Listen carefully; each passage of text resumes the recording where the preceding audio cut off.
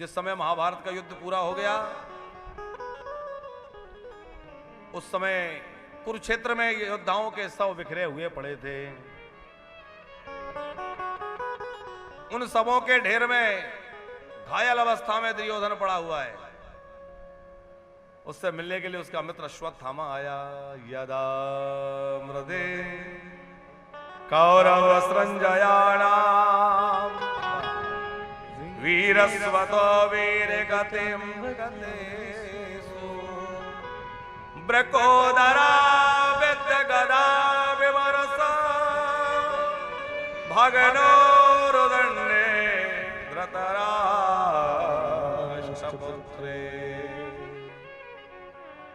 उस धृतराष्ट्र माने अंधे के पुत्र, धृतराष्ट्र के पुत्र कह रहे हैं। क्यों?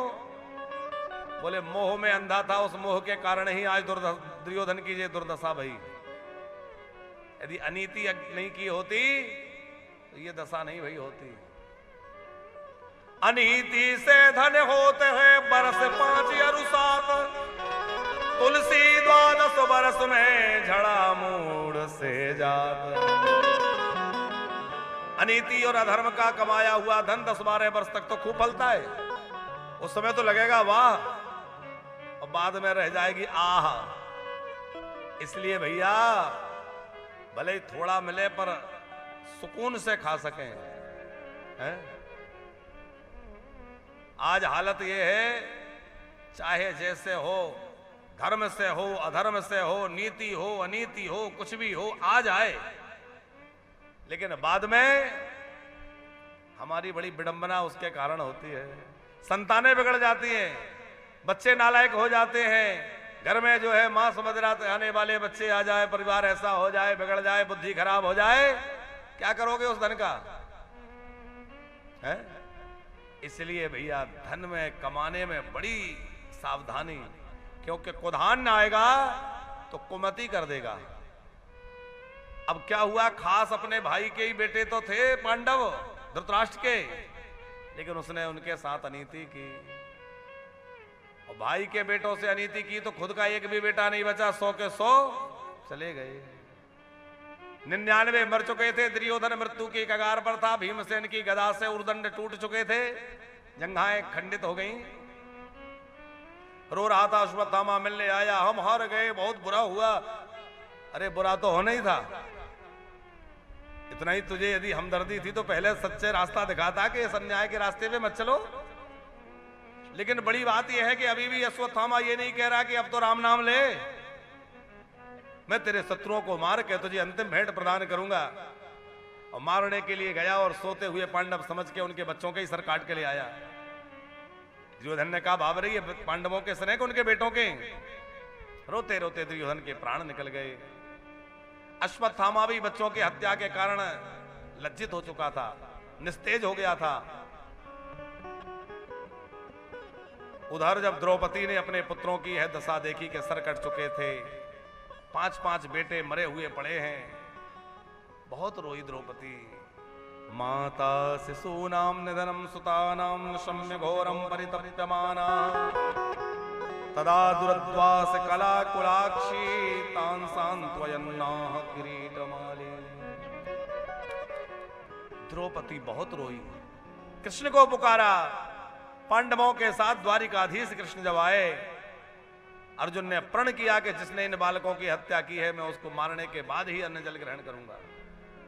अश्वत्थामा का पीछा किया, बंदी बना के द्रौपदी के चरणों में डाल दिया। द्रौपदी ने सोचा एक बार देखूं तो सही वो दुष्ट हत्यारा कौन है, पर नजर उठा के देखा तो आंखें खुली की खुली रह गई। अरे ये तो गुरुजी के बेटा है, ये तो अश्वत्थामा जी है। कोप की मुद्रा विनय में बदल गई, हाथ जुड़ गए, प्रणाम करने लग गई और कहा क्या हम लोग अपना ऐसे ही धर्म निभाएंगे? हम क्षत्रिय हैं, एक तो ये ब्राह्मण है और एक तो गुरुजी के बेटा, और इनको तुमने बंदी बना रखा है, कितनी बुरी बात है, छोड़ो इनको। अर्जुन बोला लगता है तुम्हें पता नहीं है कि यही हत्यारा है। द्रौपदी बोली अब हत्यारा हो चाहे जो हो, मैं इसमें हत्यारा नहीं देख रही हूं, मैं तो इसमें अपने गुरुपुत्र का दर्शन कर रही हूं, मैं तो इसमें ब्राह्मण का दर्शन कर रही हूं। अब आप विचार करो उसकी विचारधारा कितनी ऊंची होगी। कोई पुरानी घटना हो तो बात समझ में आए कि चलो क्रोध शांत हो गया। अभी बच्चों के सर कटे हुए धड़ सामने पड़े, तो एक नहीं 5-5 बच्चे। अच्छा, युद्ध में मारे गए हों सो बात समझ में आए कि युद्ध था, सोते हुए मारा। लेकिन द्रौपदी का तर्क यह है कि इन्होंने अनीति की, अधर्म किया, पर हम अपना धर्म क्यों छोड़ें? कोई दूसरा गलत कर रहा है तो हम भी गलत करें, ये तो ठीक नहीं है। हम अपना कार्य ठीक से करें। बार बार युधिष्ठिर ने भी समझाया। फिर श्री कृष्ण ने कहा कि सम्मानित लोगों का अपमान ही उनकी मृत्यु है, तो अर्जुन ने अश्वत्थामा को विरूप करके शिविर से निकाल दिया। बाद में अश्वत्थामा ने उत्तरा के गर्भ पर ब्रह्मास्त्र चलाया ताकि पांडवों का वंश ही समाप्त हो जाए। अब वंश बढ़ाने वाला ये गर्भ का ही शिशु है। द्रौपदी सिखा रखी थी, बेटी जब भी जीवन में संकट आए प्रभु को पुकारना और किसी के चक्कर में मत पड़ना। उत्तरा ने द्वारिका नाथ को पुकारा, पाहि पाहि महायोगिन देव देव जगतपते, नान्यम तद्भयम पश्ये यत्र मृत्योः परस्परम।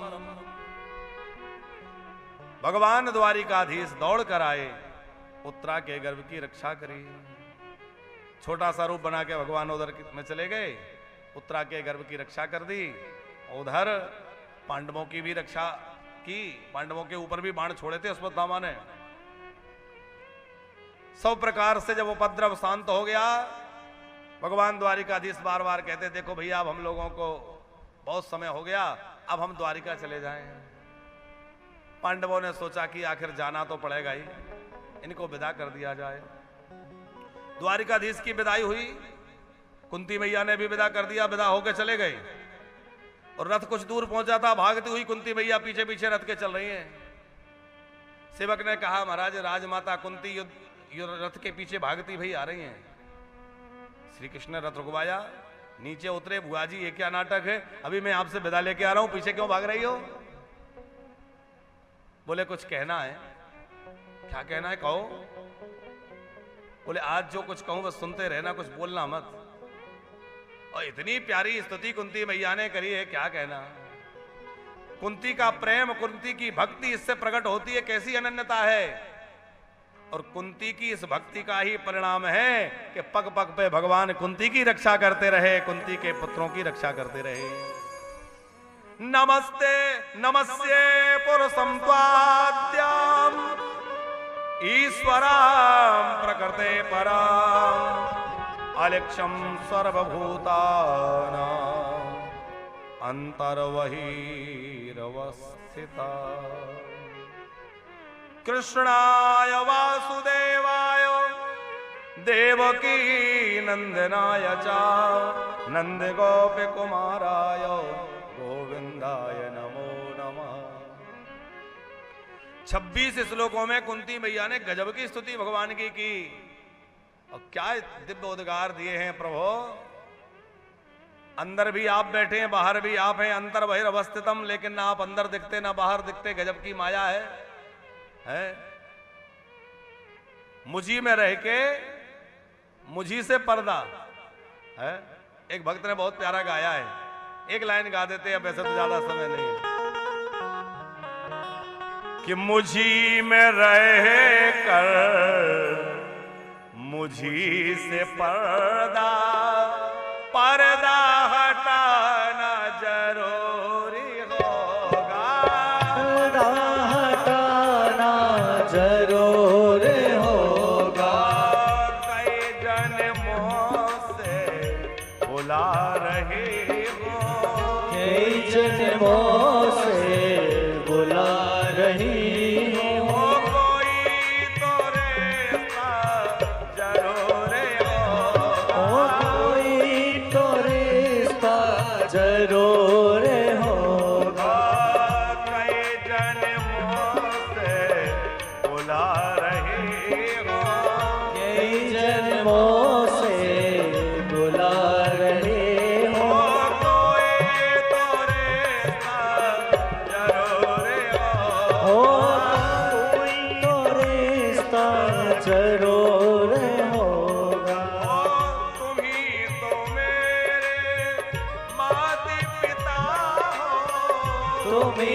मेरे मात पिता तुम ही तो मेरे परमात्मा हो। तुम ही तो मेरे परमात्मा हो। मुझे में रह कर मुझी से पर्दा, मुझी में रह कर मुझी से पर्दा पर्दा हटाना जरूरी होगा। पर्दा हटाना जरूर होगा। पर्दा हटाना जरूरी होगा। पर्दा हटाना जरूर होगा। कई जन्मों से बुला रहे हो, कई जन्मों से बुला रहे हो। कोई तो रिश्ता जरूर होगा। कोई तो रिश्ता जरूर होगा। मुझी में रह के मुझी से पर्दा। अरे प्रभु अंतर्यामी होके अंदर बैठे भी हैं और दिखते भी नहीं है, क्या लीला है। नमस्ते पुरुषम त्वाद्यम, नमस्ते पुरुषम त्वाद्यम ईश्वरम प्रकृते परम अलिक्ष्याम सर्वभूतानां अंतर वही